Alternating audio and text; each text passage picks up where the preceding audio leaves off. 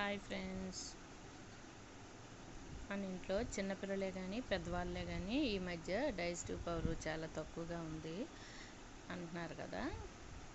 అందుకోసం ఏమంటే కొంచెం ధనియాలు ఒక 100 గ్రాములు, జీలకర్ర 100 గ్రాములు, అలాగే మెంతులు 50 గ్రాములు, వాము 50 గ్రాములు, 10 రూపాయలు సోంపు, ఈ 5 ఇంగ్రీడియంట్స్ కొంచెం కళాయిలో వేపేసి దాన్ని పౌడర్గా చేసి డబ్బాలో పోసుకోండి. అలాగే మనం తెల్లవారుజామున లేస్తాం కదా, అప్పుడు కొంచెం వేడి నీళ్ళు, నిరువెచ్చగా ఉండే వేడి నీళ్ళలో కొంచెం ఇది కలిపేసి ఒక స్పూన్ కలిపేసి తాగితే ఆ రోజంతా డైజెస్టివ్ పవర్ ఉంటుంది. అలాగే మనకి ప్యాంటాప్ ట్యాబ్లెట్స్ అలాంటివి ఏం అవసరం లేదండి, మన ఇంట్లోనే చేసుకోవచ్చు.